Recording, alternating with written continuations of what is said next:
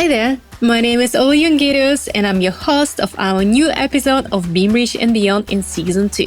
This episode is dedicated to AI and how it intersects with the topic of social inclusion. Joining us today are two brilliant folks, Aubrey Misi, dialing from CapeTown, South Africa, and Yasemin Efiloglu, dialing from Berlin, Germany, while I'm recording this from Bansko, Bulgaria.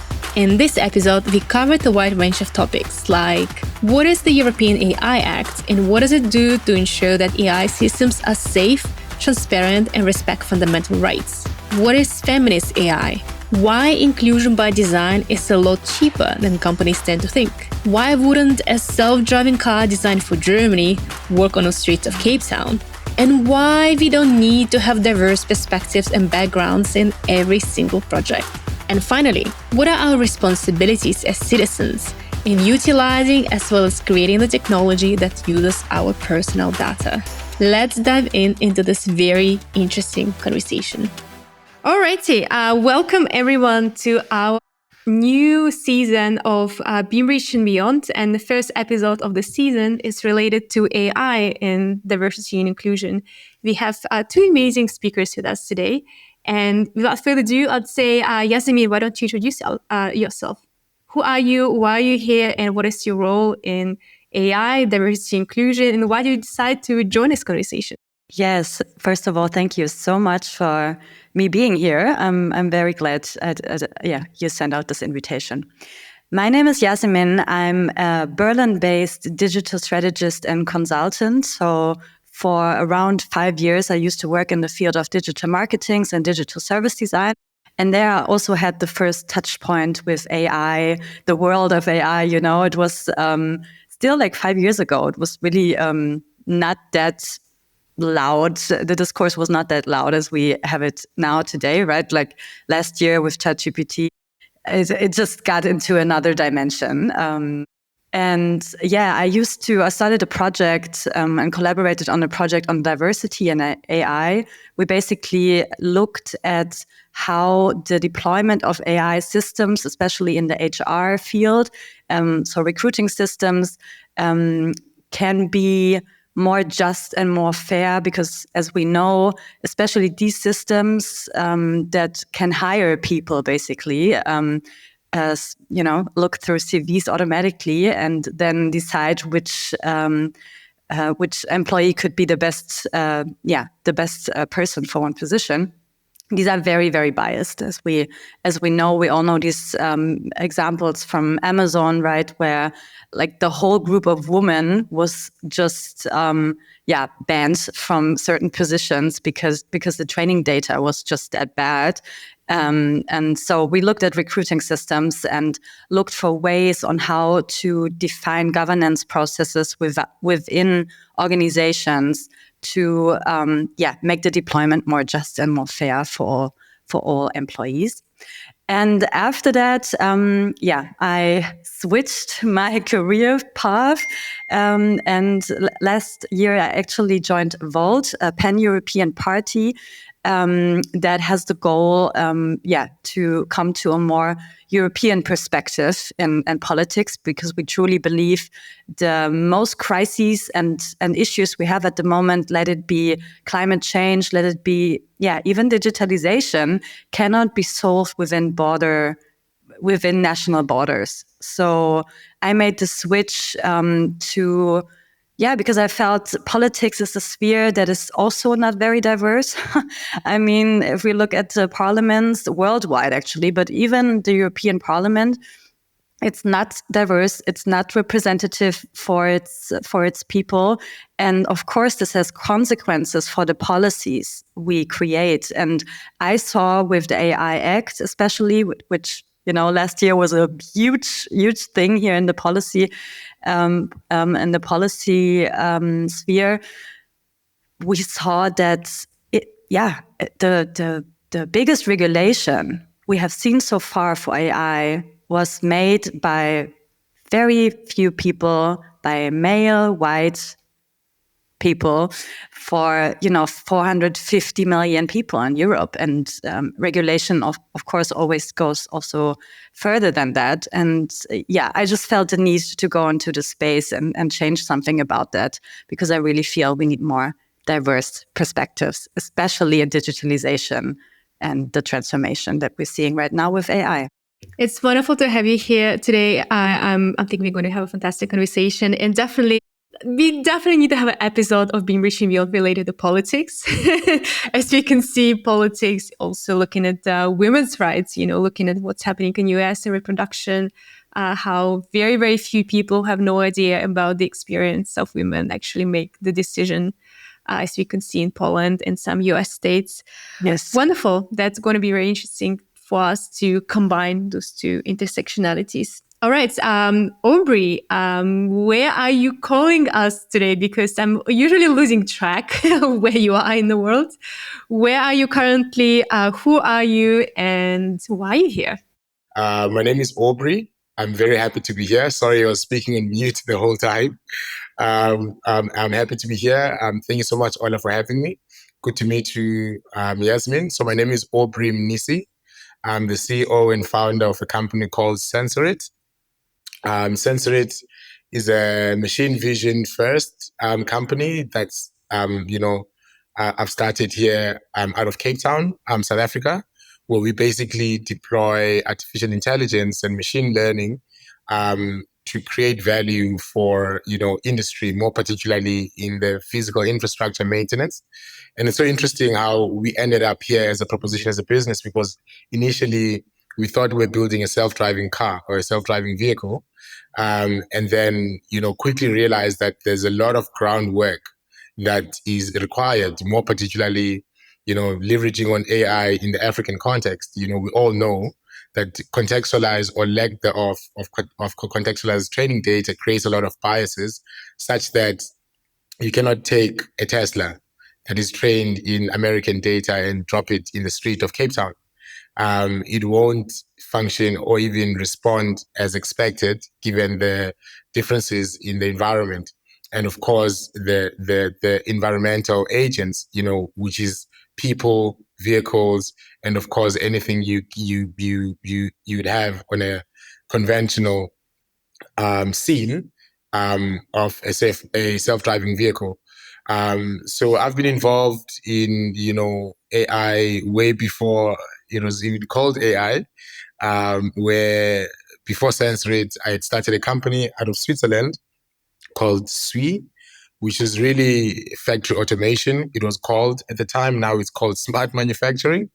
And really, we're also using AI to, enforce inclusion, as well as just, the distribution of equity within the domain. Because one of the things that we were trying to answer, even before this company was, I'm not sure if you guys remember, many years ago, there was this claim that by 2020, we have over 20 billion connected devices. These are your fridges, your smartphones, et cetera, et cetera. And the question that we're really just trying to answer was, if we will have 20 billion connected devices, who's owning the equity of these new devices in the market? Is it still Steve Jobs or Bill Gates or Elon Musk, the handful of people we know to be pioneers of the industry? Or is there a way where we can use AI, software of course included, to distribute the equity in the domain, where we look at various, things like, we literally printed out, if you look at manufacturing an iPad, and right after manufacturing a phone in the same surface mount technology line, we printed a costing sheet, and realized that the main cost is the engineering cost, and that engineering cost is, of course, in the changeover, which is the reconfiguration of the machines. But one thing we've actually picked up was that the people that would have, the right knowledge on how to make a phone is not the guy that went to university, because the guy that went to university oftentimes is looking for a job. He's not looking to create the next big thing, and you find it somewhat very inherent that it would be a Steve Jobs kid or someone that has been an engineer. Their kid would then pick up and perhaps be a pioneer of that domain, which of course drives exclusion, because my father was maybe a gardener. My father was, a painter. He never really had, a purview or exposure to these different systems, such that I'm now inherently excluded in the evolution. So we've leveraged on AI to just rule that out, you know. So yeah, I guess the last part of my intro is the reason I'm here today, to just share a bit about the work I've done and been doing for the last several years, and how we just, as a company and people involved a lot in R&D, working together with the University of Cape Town, working together with Freie Universität Berlin, working together with Fraunhofer IPK in Berlin, being involved in such conversations, helps a lot. And of course, one gets a lot of experience that I think will be very fruitful for this conversation. Thank you, Aubrey. And the first question I want to ask, you mentioned something very interesting. Like if you take a Tesla and put it in Cape Town, just to give a bit of context for our listeners who perhaps not as familiar with advanced automated systems and self-driving cars, what would happen and what are the obstacles and what are the biases would be in US Tesla that practically prevented from driving freely and effectively in Cape Town? What will happen actually? Absolutely. Thank you so much, Ola, for that. So like a very, like a system bias here would be taking a Tesla, putting it in Cape Town roads. One, in America, it's very illegal to jaywalk, for example. In South Africa, it's very legal to jaywalk. Actually, no one cares. You'd find that, you've been to Cape Town, you've seen how people as environmental agents, more so from a machine learning standpoint, like those agents become environmental variables, right? And of course, the behavior of those variables informs the output of the system, right? So for example, if you come to Cape Town, people don't actually care. Yasmin, I'm not sure if you've been here, but a car actually waits for the person to cross the road. Like you could literally out of nowhere just storm through the road and walk as if you're walking in your house and the car, or in your yard, and the car will actually wait for you, right? While in America, it's a different understanding or a different relationship between the driver and the pedestrian, and of course, using that training data, that data set, and bring it to the African context without contextualizing it, you'd see a great increase in failure of autonomous systems, because the agents in the environment aren't acting in an expected behavior by the machine. So it's very important for you to then contextualize the data used as the training data by the machine, and ensuring that you gather localized data to, of course, create contextualized machine learning models or AI models. Super interesting, super interesting. Would also, because there's been a lot of scandals with a lot of facial recognition technology that said that a lot of them, there was some research in MIT University many years back already, saying that also that most of facial recognition does not recognize Black faces, and some of them don't even recognize Asian faces. So it's a very biased. The default is someone who's a Caucasian. There was even a picture, it happened in New Zealand when one of the New Zealanders who is of Asian descent wanted to take a picture just to renew his passport. And the technology said subject's eyes are closed. So basically, it didn't even recognize there is a person standing because of the shape of eyes, basically. Would it also be something happening related to cars? Is that something that you have also worked with? Absolutely. Again, what makes, in my view, a working AI solution is the people working on the solution, as well as the training data that the solution uses, So you'd have to have a very diverse team of creators of the AI.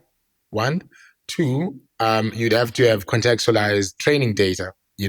So if you take a Tesla again from America, and again, the biases, one could easily, pinpoint it when it's racial, because racial, it's like Black, Asian, white, right?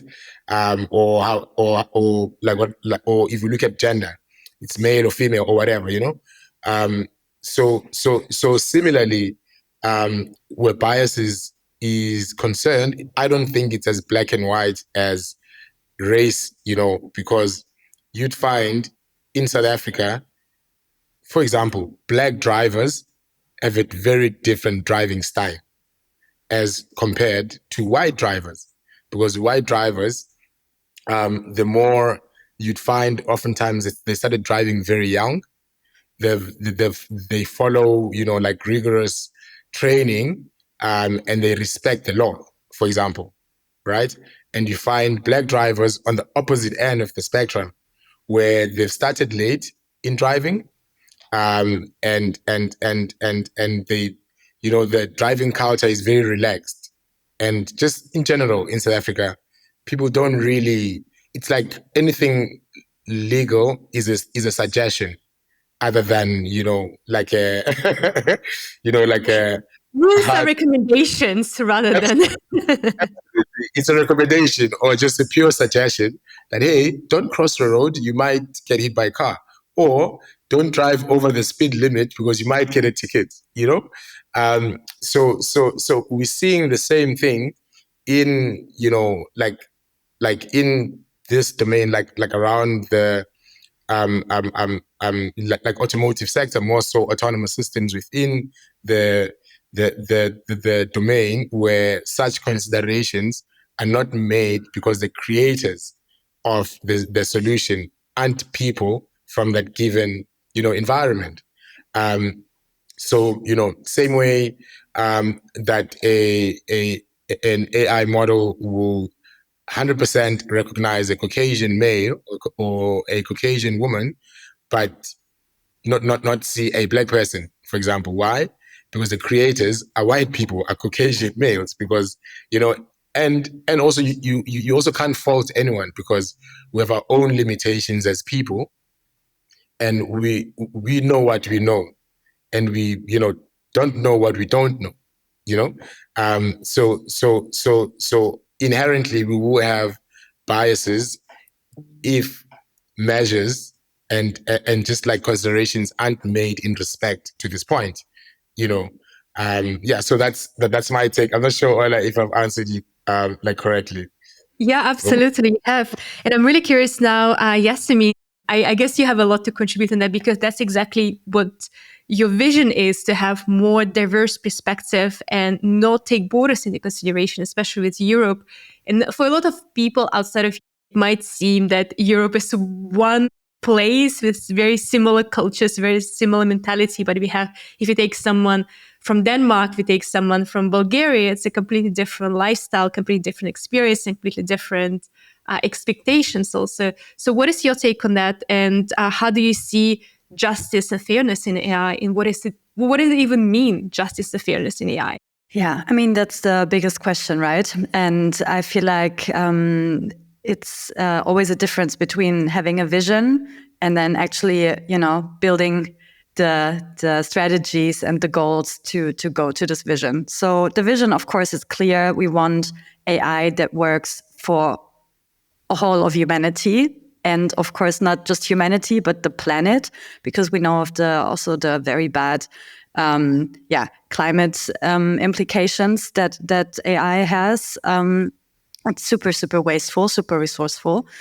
So this is the big vision. And the problem, I mean, Aubrey described it perfectly, is the missing contextuality, because we don't have the data right now for to represent the diversity of humanity. And you say it yourself, Europe seems to be very homogeneous from the outside, but we have so many different cultures, so many different languages. We have so many different political views. And as you know, I mean, my biggest concern right now for the European election is the rise of the far right in Europe. We have a lot of, we had a win in Poland, yes, but we see also the difficulties for them to now, turn back from what the right-wing party in power did before, to turn all the steps back that they did. And then we have a right-wing party in the Netherlands that rules now. There are many, and in Germany, I don't need to say it, we have 20% of people that are actually keen to vote for a very far-right party. So the problem also here is we have far more homogeneous structures also in the digital sphere than we should have to build this vision that I just described before. And actually, concerning the car example that you brought up, Aubrey, I actually met a friend last week, and she also told me she has a Tesla, and she was driving on a big street in Berlin, 17. Juni, which is going directly to Brandenburger Tor, and her car all of a sudden made like a, got into the brakes because a bicycle was crossing the street. But she saw, hey, this bicycle wants to actually wait, because there is a middle stripe, and she saw it. But the system was so overly sensitive to that it stopped like immediately. And I feel like there in this example, we also see the missing contextuality, as maybe we do have more bicycles in Europe than we do have in America. When we look at California, we don't, I don't know if you've ever been there, but there are not so many bicycles. And, these are small examples. But of course, when we think about other examples, fields such as recruiting, for example, we see that women with a migration background have to apply 50% more for the same job as, your Caucasian, blonde, white woman would need. And with the CV scraping from the AI systems now, we can actually expect this number to go even higher because, for some jobs, there was never a woman with a migration background hired. So we have to be very careful, with how we deploy and develop the systems. And from an EU perspective, I think the EU regulation, the AI Act that we have now, is a starting point. It's just a starting point. We really need to look at the operationalization now. That's such a hard word. And I feel like this is such an important time now, that people like us go also into the policy sphere and look how it gets operated now in Europe and how we get big tech to act on certain biases that these systems still have. And I have a good friend, and she founded a Feminist Center for AI here in Germany. And she's now talking to big tech companies such as Google and so on to, actually bring her feminist intersectional perspective to them. But of course, these companies have a lot of power. Their lobby power is just insane, right? And every civic organization near to that has to have a lot of man and woman power to go against it. And I feel like we need a top-down approach here from the EU regulators that actually put criteria out that says, if you, Google and Microsoft and co, want to be a part of this AI transformation here in Europe, you have to respect certain diversity and inclusion and equity criteria we give you. And that should be the baseline. I think, it's not just about regulating and hindering that's the biggest critique right now about the EU regulation and the regulation in general, of course, but the AI EU regulation. It's hindering innovation. I feel like, no, it's just one part of the puzzle. The other part of the puzzle, what regulation can do, it can actually do something for innovation when we use, for example, sustainability and diversity criteria to gain new perspectives in the field, to highlight problems such as, biases in the automotive or in the recruiting sector, and then actually push the organizations to come up with creative ideas for these problems. The problem is when you don't have people in the legislation and in, politics, in the private sector that actually have these problems by themselves because they represent these groups, then you will never see the creative, innovative, progressive change that we need so that AI in the end comes to the vision that it serves all humanity and the planet. That was a lot. I'm sorry.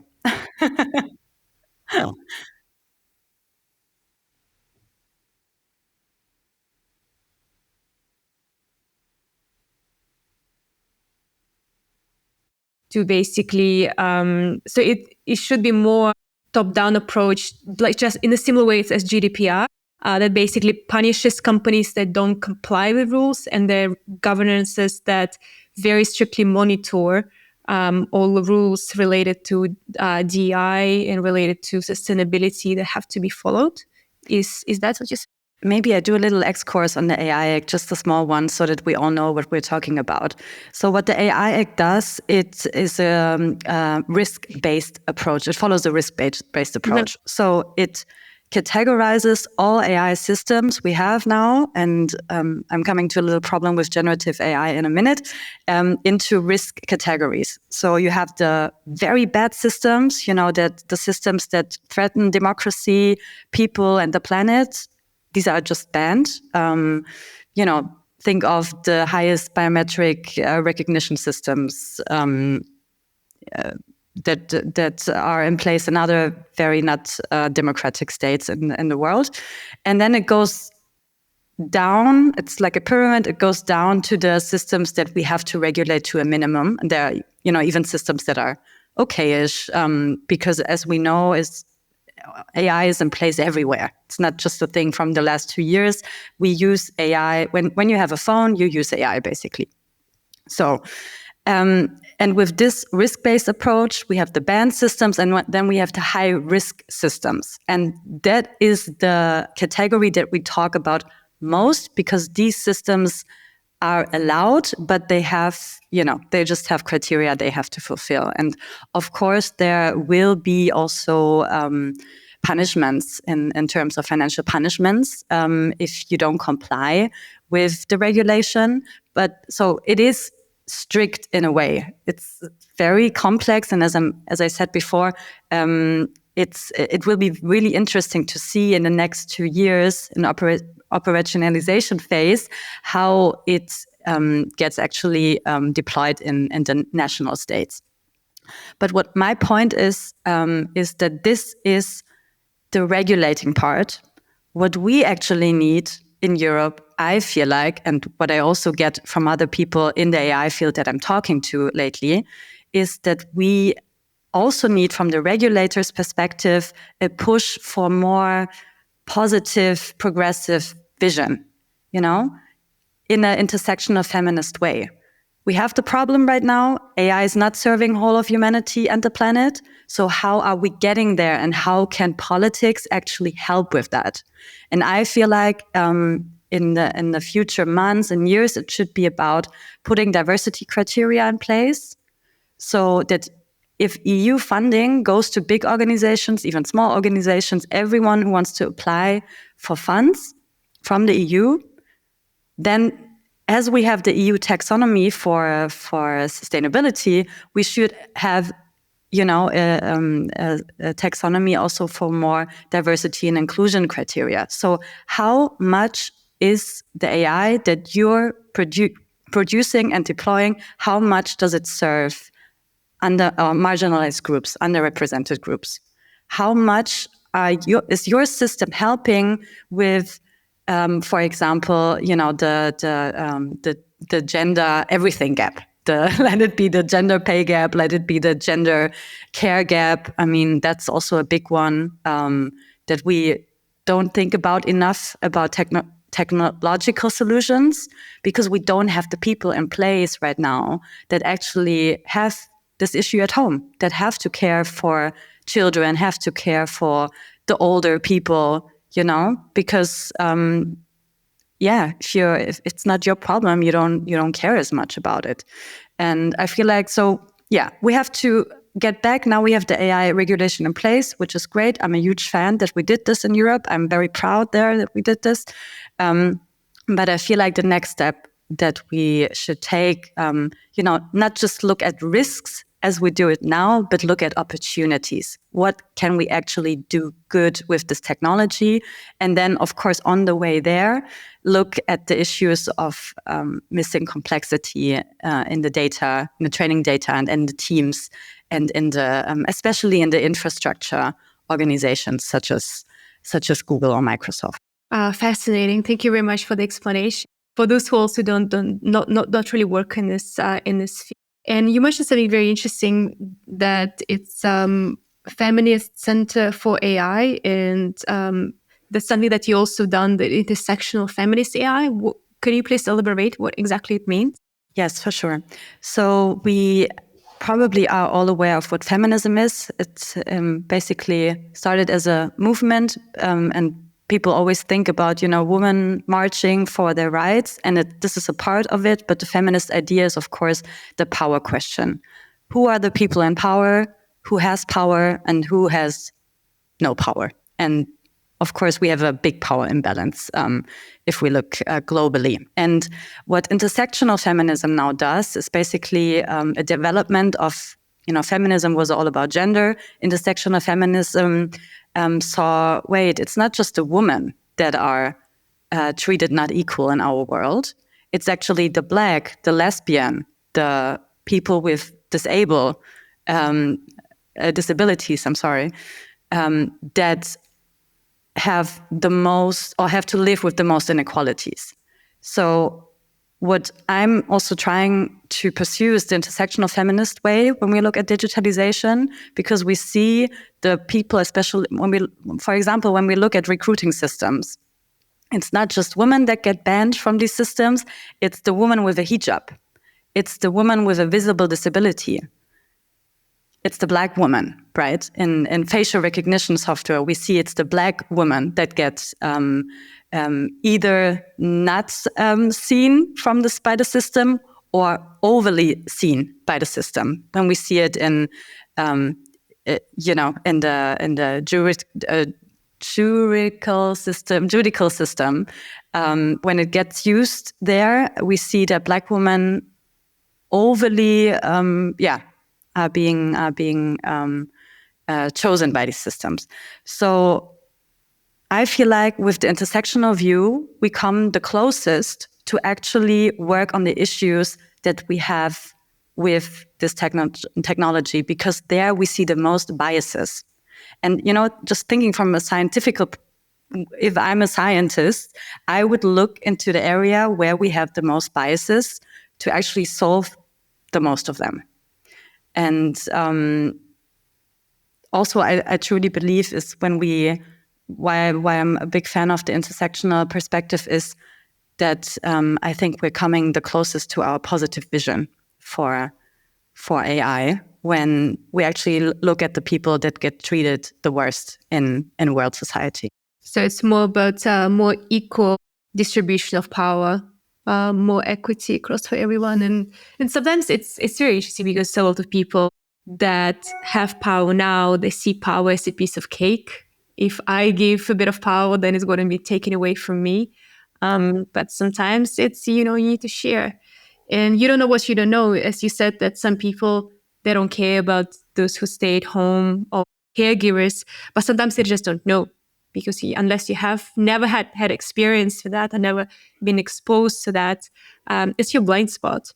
And there is a notion of sometimes people are not to be blamed for having biases because you all have biases. On the other hand, I think we're way past the point. It's self-education also. We need to be more proactive about realizing our privileges, realizing if something is not a problem for me, it doesn't mean it's not a problem. Yes. It's a problem for someone else. And we need to be really aware, especially when we build technology for such a wider population. We need to take into account the perspective of a wider population. Otherwise, they won't even be able to take advantage of technology or going to be left out from using technology or their voices are not heard. And how can you use technology if most of the technology is built by white cis men, then there's going to be the world designed for white cis men. Exactly. It's about accountability and it's about responsibility, right? If you gain so much resources from this product the funny thing I always feel like about these visionaries such as Elon Musk or Jeff Bezos, right? They're always portrayed like they are this one-man show that built the whole company. But we really see is that these companies are built on the shoulders and backs of marginalized groups. Most workers of these companies coming from marginalized groups, they built the power. They built, the money and the innovation that comes with it. But they don't have a fair share. And even further, they feel the negative consequences the most. When we think about the negative climate impact that AI has on the global south, or if we look at content moderators, that we also need for training for the training of AI systems. These are people in Uganda. These are people in Kenya, right? That have to work 12-hour jobs, 12-hour jobs per day, and gain very, very little from that. So what my point is also about AI, we always talk about AI as it was a person, but of course it's the infrastructure. It's built by people for people. And I feel like if this is also what intersectional feminism does, it always makes it more personable. It's not so abstract. AI is portrayed as a black box. It is not. It was made by humans. So you can actually really demystify it. But there has to be a will behind it, of course. And people do profit. I don't want to be so, now it sounds all like, ooh. But, it's just facts. It's a business. It's a big business. It's a growing business. Of course, people want to profit from it. And of course, this profit always happens on the backs of certain people. Yeah, and keep the power as well. Without giving away the power. Aubrey, what's your take on that regarding governance, regarding regulations, as well as regarding distribution of resources? What has your experience been in building all the products and services you've been involved in? Yeah.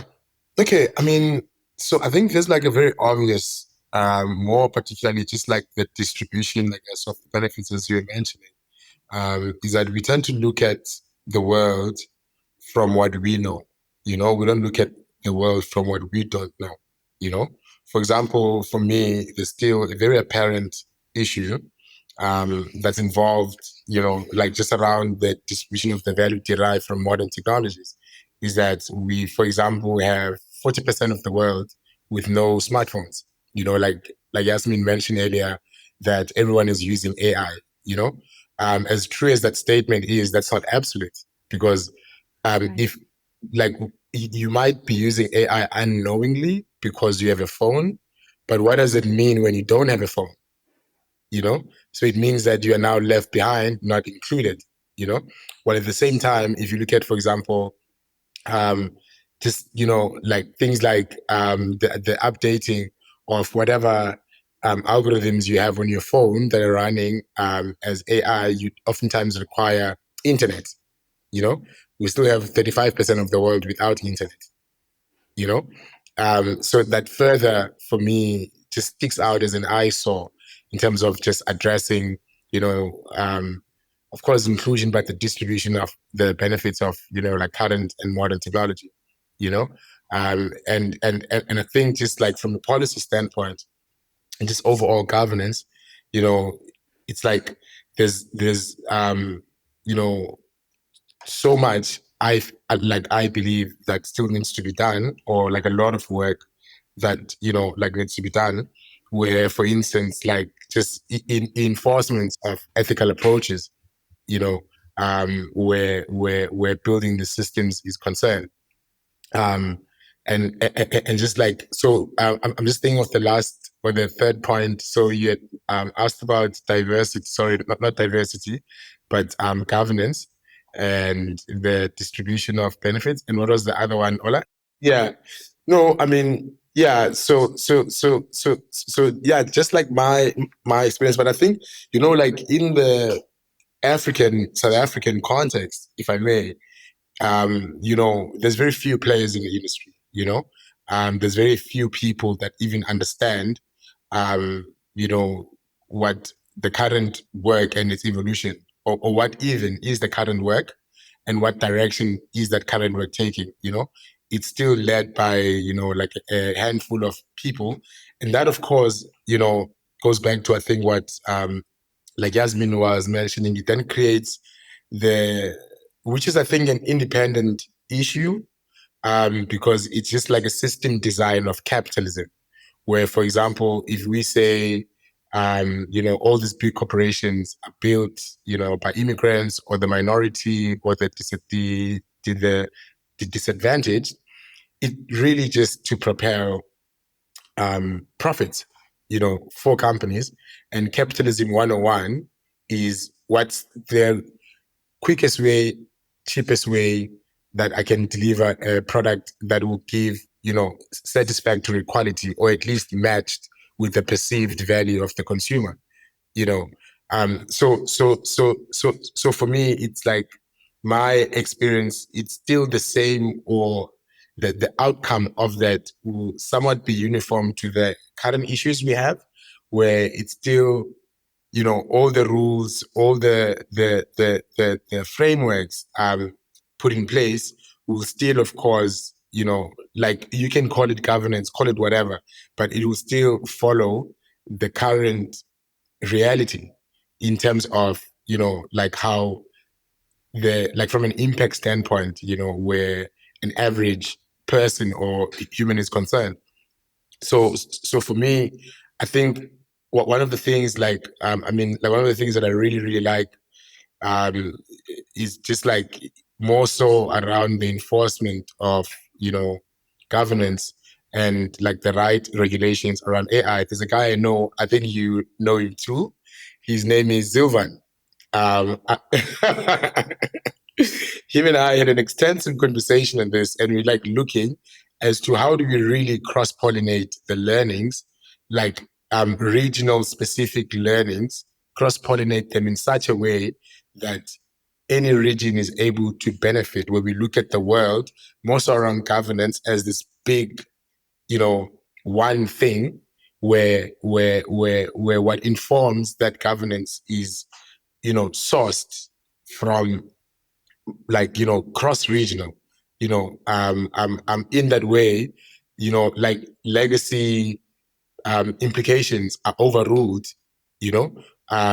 for example, in South Africa, it's more likely that a white person will own a big business, right? Or the governance implemented, the government considerations made are a reflection of the, few that understands what's going on, leaving out those active participants in the entire thing, but because of no or lack of information, they always end up at the receiving end without actually knowing what went into creating what they're consuming.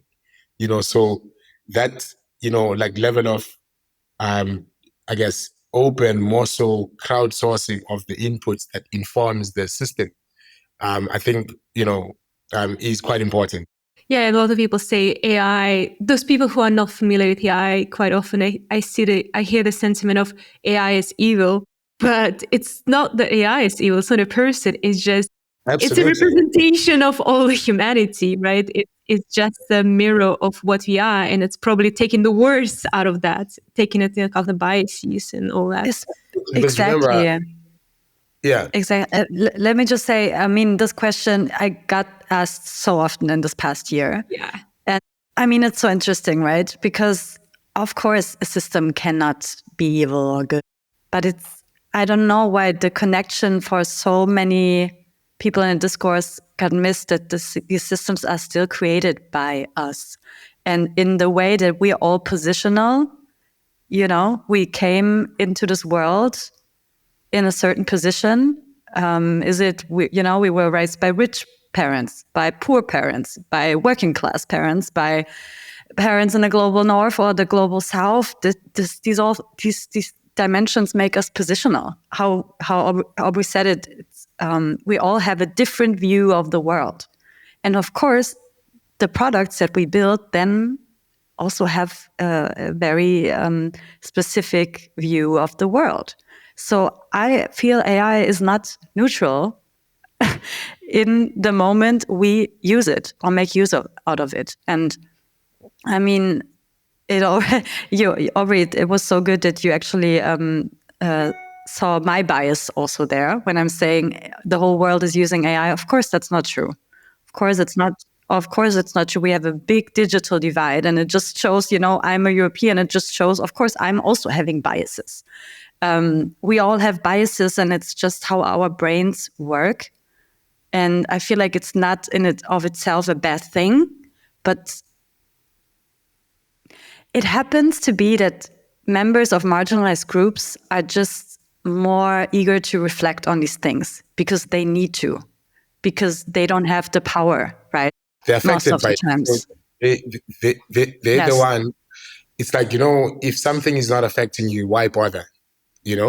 At the moment you are like affected, it's like the people that are shouting peace, world peace, are those that are actually, experiencing the opposite side of peace. Yeah. So I totally agree with you because biases, it's really who we are, and this is all based on what we know and what we don't know to not know. So I totally agree with that. But I think for me, it's like like especially when you look at like countries like like South Africa. I do appreciate the eagerness of us evolving the systems and solutions we have, and I would design, develop, and deploy those. I appreciate the point in time we are in history as just humanity, but I also just believe that there's a great oversight, because we're not sharing the same reality. Like we here excited, for example, we talking about AI today, in the most absolute fashion that everyone will understand and knows what's going on in the domain. While there's very underlying problems where how about we create better ways to connect people, how about we look at existing ways of connecting people. Like, for example, it's like there's the internet, for example, and maybe might just be digressing, but like there's the internet, how it's designed.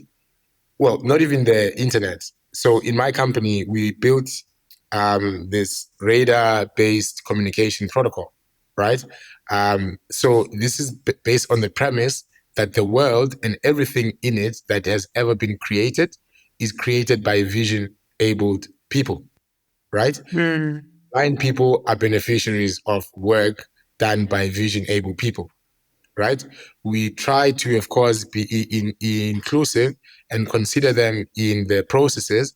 But if you can look at the world from a blind person's point of view, you'd solve so many problems, things becoming incredibly cheaper. For instance, if you look at just communication, how the world is built, we send out signal, we receive signal, we then process, we go scratch in our memory, and then we respond, right? That's how the world works right now. Like even for self-driving cars, they need to emit a signal that will bounce on 3D objects, which is people, cars, the physical infrastructure itself, and then it bounces back to the car for it to then decide I need to slow down, I need to change lane, I need to accelerate, right? But now if you build that in a world where you receive information, which is how a blind person operates, they don't send out anything, they receive information, they demodulate it, and then decide, right? You can cut down the cost of many systems that we have today by at least 50%, right? You could reduce, like, emissions due to the reduction in the components manufacturing because of its now redundancy, because of how systems are designed, by at least 50%, So, Can I ask a question? Absolutely. Oh, I think it's such an interesting point, and it's actually new for me in that how in the way how you're saying it. So I really want to understand. So what you're saying is that if we would include the perspectives of, for example, blind people who just have a total different way of perceiving information in the world, then there would also be an innovation, how do you say? There would be a possibility of new innovation and of cutting costs at the same time. 100%. That's what I'm saying. 100%. Because disabled people are an afterthought because they're not the ones creating the thing. You'd have an accessibility function in your iPhone. And the funny thing is how you access it, you need to be vision able for you to actually access the accessibility function within the phone, which is inherently what we're talking about here, which is the biases, So for me, I think we need to be mindful as the people creating these solutions, and have that poor person in mind as we're building the thing. Have that Black person in mind as you're building the thing, So Yasmin, it sounds like you wanna say something. I'm thinking so much at the moment. Sorry. No, but I really, what you're saying is so true in so many ways, because what I did last year, I really followed the AI Act regulation policy process, and I looked into the people that were participating in the process. And of course, this was a very homogeneous group. It's actually cool about the EU. They have high transparency standards, so they have to show, with whom they are talking to. So they have a lobby register, and with that connected, you see every meeting from MEP, from member of the parliament, with certain organizations such as Google, Microsoft, and blah. And you see also the meetings with civic organizations and nonprofits and non-governmental organizations. And of course, there was a huge gap, right? Like, they would talk to every big tech company in the world many times, but there was maybe one or two civic organizations. And what we at the Center for Feminist AI also criticized is that no member of a representative organization for people with disabilities was there. There was no organization involved fighting for women's rights. And I mean, you can imagine there was also no group that was working on the intersections of that. So this is also a huge problem, not just in the private sector, in the actually development, as you describe it, of AI, but also in the policy sector. We don't have people from the disability group that actually are involved in the process of creating these policies. And of course, this creates also blind spots, like literally. Absolutely. And like that's the easiest way to create like a flawed governance, because you are inherently enforcing oversight, right?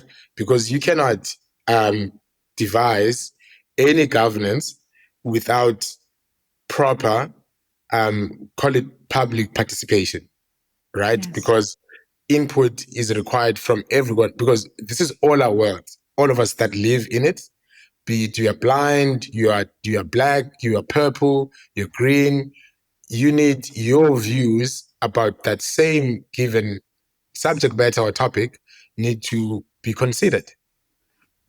So like to your point, like if you're driving or designing and developing like policies, without actually including,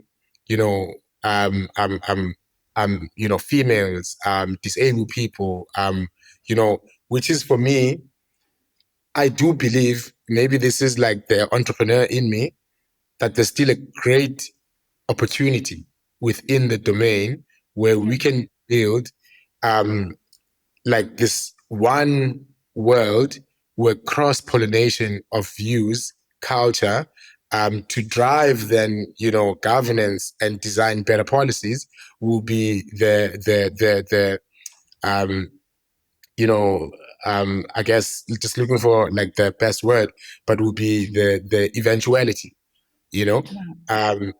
so I think for as long as the things are approached the way they're approached, for you to upload an Instagram or a LinkedIn file or like page, you will still have to upload data and download data and still believe that that's the best way to go about loading a like LinkedIn page or Instagram page because you are vision able. Well, in reality, there's other techniques that are deployed by your fellow humans that you don't know because you just don't know because you know what you know. So for me, it's like, for example, my CTO is a professor at the University of Cape Town. I had this dream, so many years ago, like 2-3 years ago, as we're building our self-driving project, and it was more like a nightmare more than a dream. I woke up so freaked out, and it felt like, so for example, self-driving cars only work today as a thing because there's very few of them in the roads, right?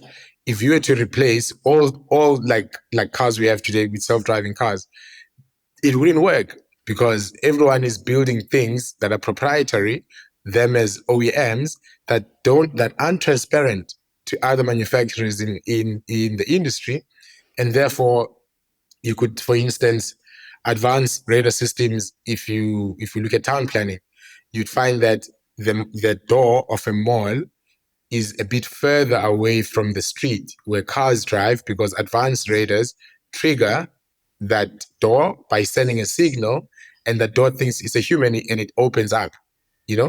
That creates malfunction, system malfunction. So now you have all these cars admitting data, and so it felt like this nightmare. The cars were just colliding, it wasn't working, because no one was actually talking to one another while we're building the same thing, or rather addressing the same problem.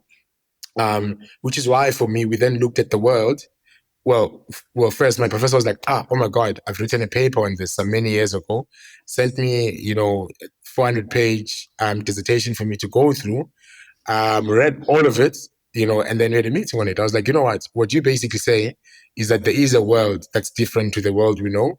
And that world is more informed by, like how a blind person could, create solutions.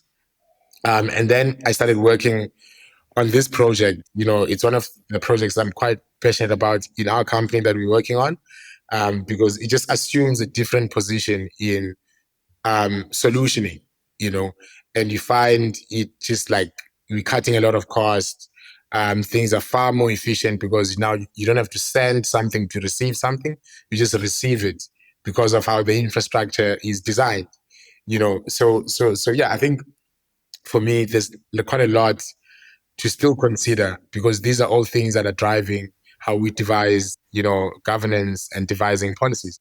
Let me be a devil's advocate for a moment. I don't like playing that, but I like playing that because I know that's going to be definitely the question that many of the audience are going to be start thinking about. So on one hand, I 100% agree.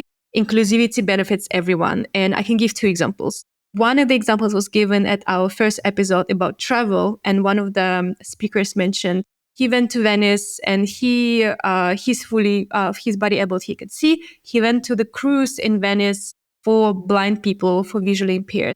And he said it was the most amazing cruise because suddenly all your senses are activated. You could smell the bread, you could listen to the music passing by, you hear the sound of wind, and you could touch, so it's a lot, all the senses are more activated. So inclusivity does benefit everyone. And the second example is what MasterCard created. They had 3 different cards. They created debit card, credit cards, and something else. And the physical cards, had a little bit of a different shape designed for people who are visually impaired to be able to detect different cards. And it benefit also people who could see, because it's a lot easier when you see it in the dark. When you're in a hurry, you pick the right cards to use. So those are the 2 examples. On the other hand, I can definitely see that a lot of people will say, okay, it's all amazing. Yes, inclusivity by design is great. It's great to do inclusivity as a design rather than afterthought. On the other hand, let's not be unrealistic, and let's actually say that inclusivity is also expensive. It does cost money, right? So you do still, on the other hand, need to employ and do a lot more research. So if I'm a small company, and let's kind of do it more from a private sector. If I'm a small company, I do not have resources to employ all the diversities that are out there, women of different ages and different colors and different life experiences and different LGBTQA+, yada, yada, yada. So when does it stop? So on one hand, yes, okay, we want to create a product that people who are visually impaired can use it, and people maybe who cannot hear can use it. What about people who are on the autism spectrum? Are we excluding them if you don't use it? So I'm just like challenging you a little bit. When does it stop?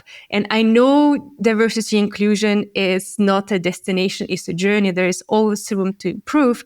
And yes, you need to prioritize, so to say, the majority of the minority. But how can you realistically implement that if you are not catering to the wider population? If, for example, I'm a small company and I have my target audience are specific people, and maybe they're very homogeneous on some extent. So do I need to ignore maybe I don't need to include people who are have visually impaired? So when does it stop? So I'm just curious what your thoughts about that.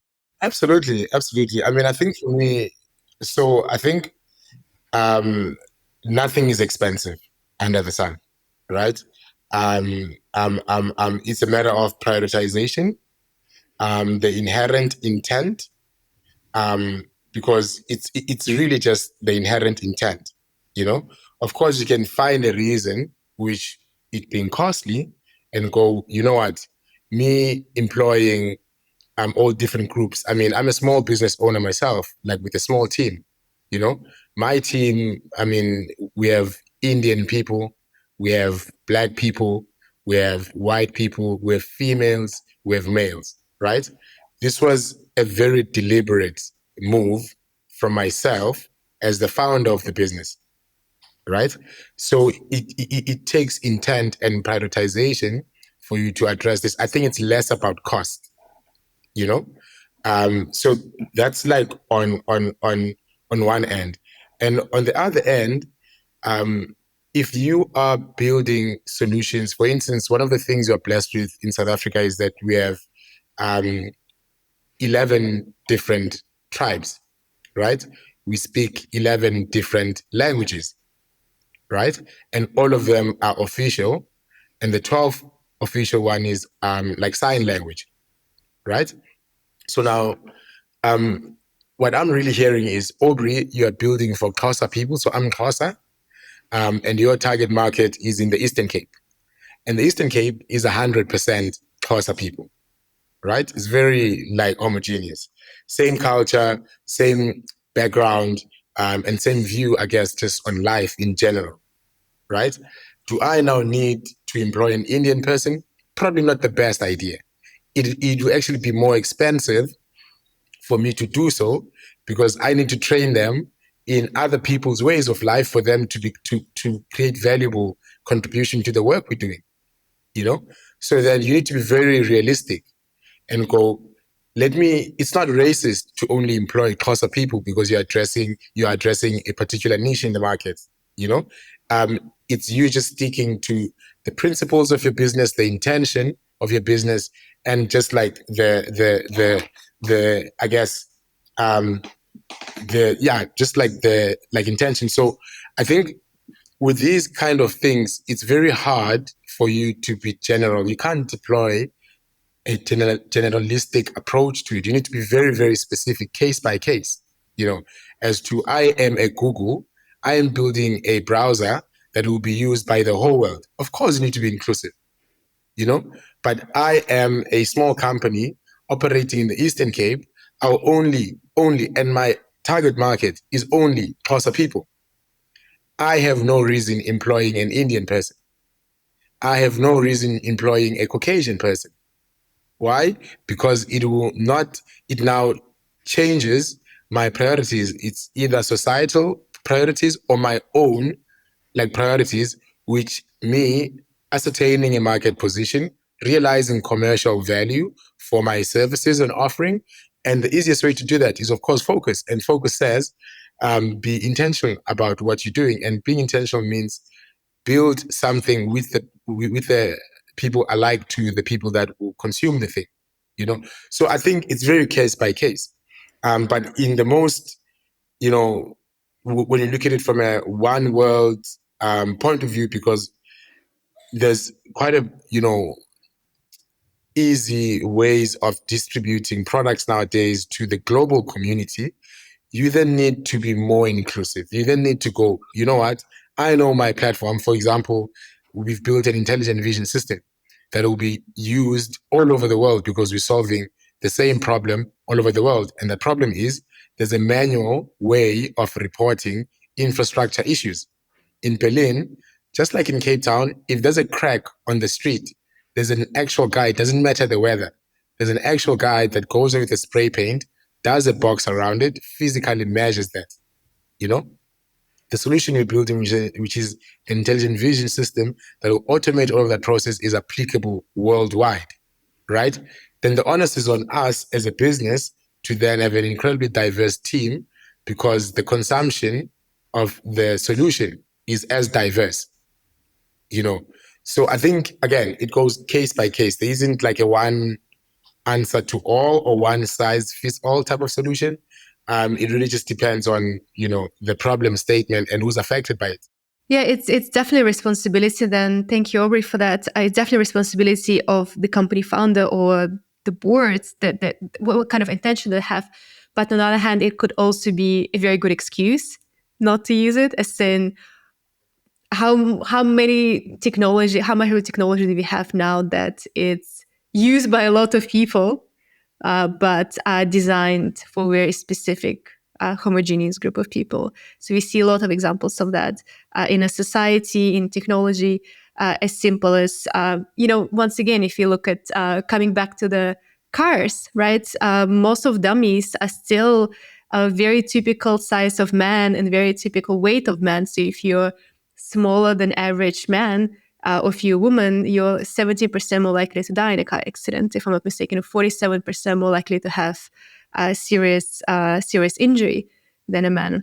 Yeah, I'm very listening a lot, and I actually changed my mind in the last minute how to answer this question. That's not happening that much, because most of the times I feel like I'm very set in what I think of certain topics. But coming back to your question, where does it end? I'm always very, very keen, because I feel like I'm also having an entrepreneurial spirit and entrepreneurial mind. I always look for opportunities and always for the positive thing. But, if a CEO of one big tech company would ask me that question, I would actually try to say, I can argue now about potential market opportunities, market potentials, and about how much more money you could make when you would address certain marginalized groups in the technology, in the products that you build. But I feel like this is not my intention why I'm doing this. My intention why I went into politics and switched careers and did this whole change was because I truly believe in a better world. how pathetic this might sound. I don't care. I truly believe in a better world because right now we see so many crises, so many things that are not going well. By this very point, I mean, digitalization is just, is seen by people as a niche topic still. And what I want to change about it is to say, no, it's not. I mean, the problems that we have with AI, the digital divide, that we're not even having the whole world population using technology, the disadvantages that grow and grow and grow, these digitalization and how it's going is just an example for any other life concerning topic at the moment, be it climate change, be it migration, be it, every topic you can think of. Digitalization is just something, as you said it before, is just a mirror for society, how it's going. And that we always think in these capitalist views, how to make more profit, how to find the best arguments to, one day going to Jeff Bezos and then actually, just pushing him to do good all of a sudden. This won't happen. I feel like the only chance that we have is what we're doing, all three at the moment, and probably all the listeners, is actually going into these spaces with our positive, maybe pathetic vision of a better world for all people, and then go into product, into governance, into politics, and change the thing at its core.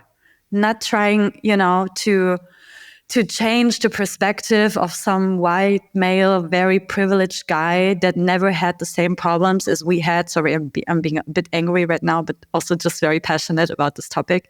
I think this shouldn't be the focus. I would say if some big tech representative would ask me your question, which I love this challenge about it, I would actually start to go more, you know what? It's more the point, where do we start? Because we haven't started yet. Because we are not addressing 52% of the whole population, right? It's not just about marginalized groups, it's about women. And these are the half of the population. I feel like these arguments are just, an excuse to make more money, as you already put it. Yeah, absolutely, absolutely.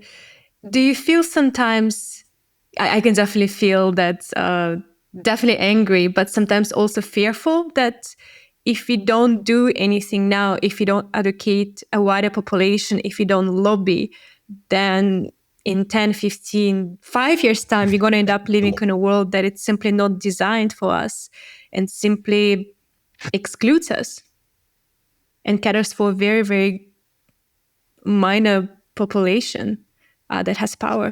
Yeah, I mean, fear is a very normal human emotion. And I feel like we have all fears, and that's just how it is. And I think it's always the question more how you work with these fears. And for me, definitely there was a fear when going into politics. These things will never change if I don't start to do it by myself, put the finger at my own nose and say, what are you doing about this? But with my engagement involved, and, I actually forgot to say I'm a candidate for the European election as well. So I'm really going to the forefront. Thank you. That was not my intention, but thank you. No, I think this fear actually changed into eagerness and motivation. And, I said I have this entrepreneurial mindset. I can very much relate to what Aubrey is saying. I love products. I love digital services. I love AI. I truly believe it can do good for the world.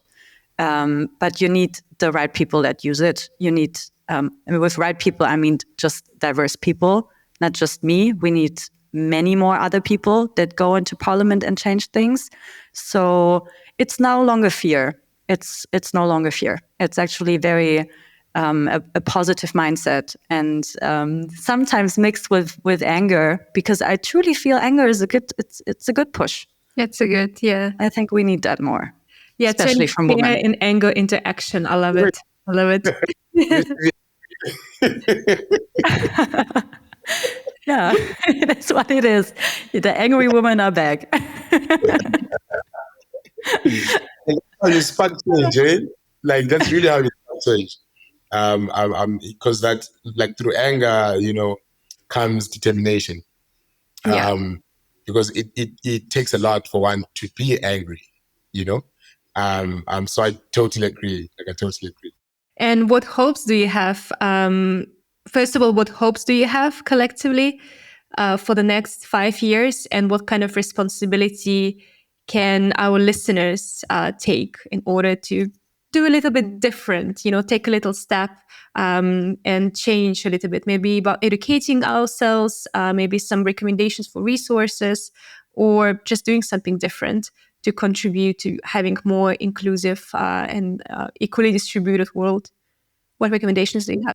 I mean, from my side, I think, which is what I like about AI, is just contextualization of the input that goes into generating any value within the capitalistic system we're living in.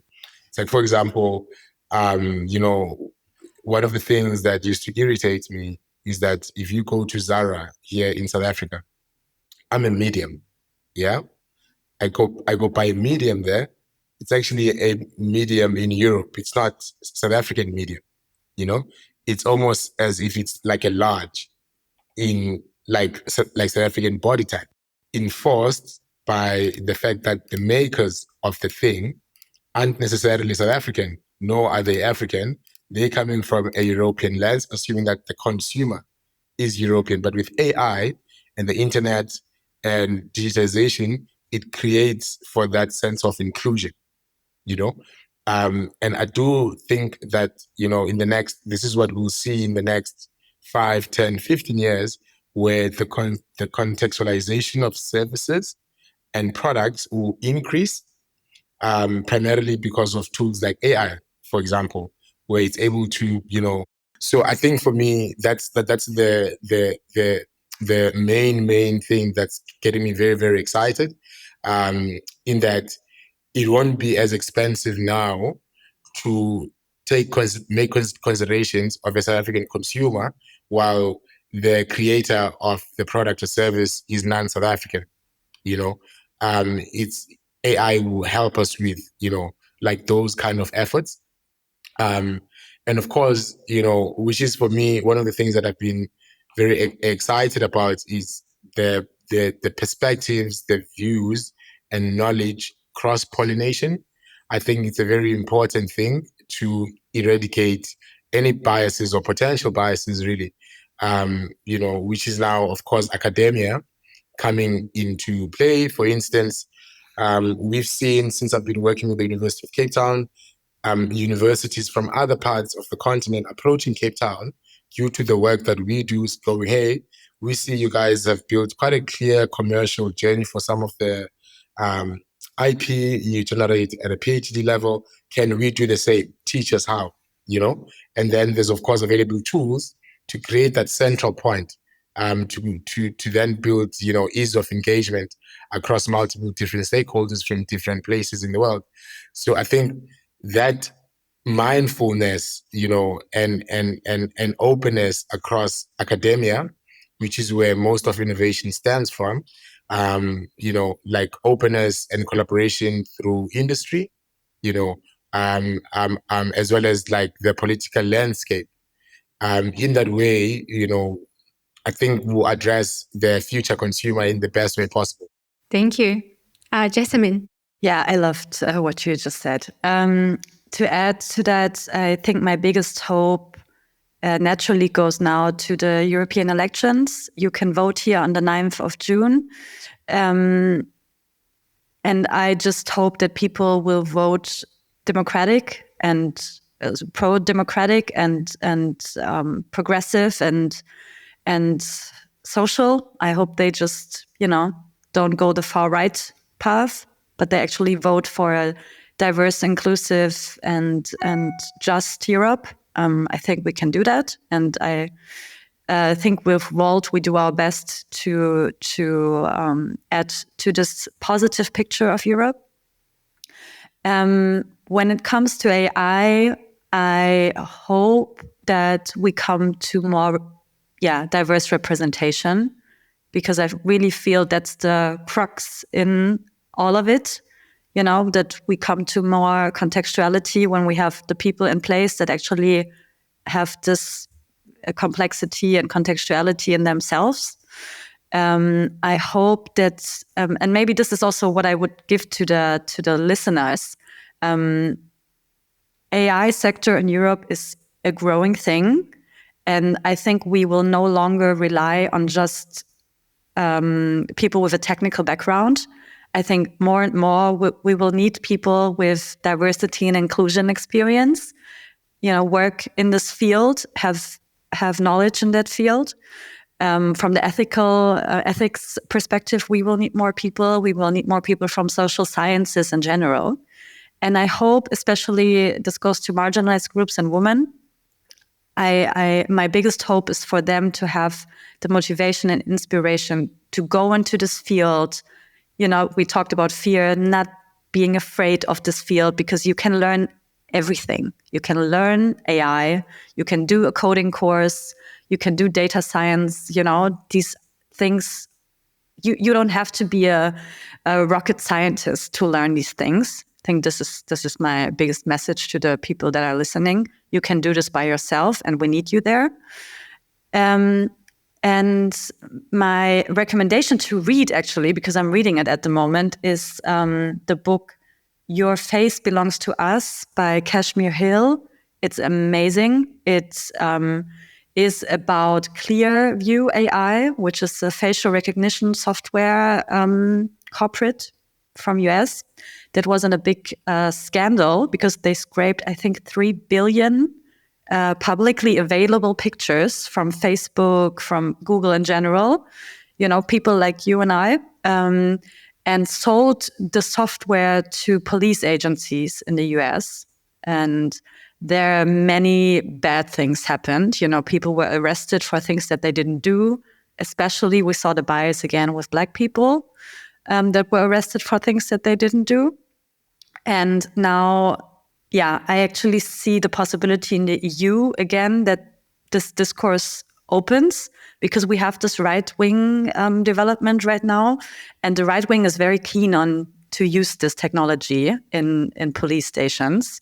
So I feel like as the public, as an informed public, I think we have the duty to learn more about these things and speak up. And I think Your Face Belongs to Us by Kashmir Hill is a very good starting point. It's also written beautifully and drastically, and important topic. Facial recognition, you should know about it. Thank you so much for this wonderful conversation. I personally learned so much, and I'm 100% sure our listeners learned a lot as well. And to our dear listeners, it's time to also educate ourselves. If you want to participate in the world is changing. So we also need to educate ourselves about a lot of things. So don't stand in a corner pretending going to pass you. It's not going to pass you. So embrace fear, embrace anger, and take a bit of action in order to be part of this world as we want it to be. Thank you for this conversation, and thank you for your wonderful contribution. It was very interesting. Thank you, Ola. Thank you so much. Thank you so much. Much appreciated. Thank you, Aubrey. Good to meet you listening. Ola, thank you so much for having me. This was a great conversation. Thank you for listening. If you have any feedback, recommendations, or would like to be a speaker in our next episode, reach out via hi@beamreach-inclusion.com. Also, if you need our expertise with diversity inclusion training, would like us to conduct a comprehensive audit, or need a helping hand with DI strategy, don't be shy and get in touch. Stay tuned, and until the next episode.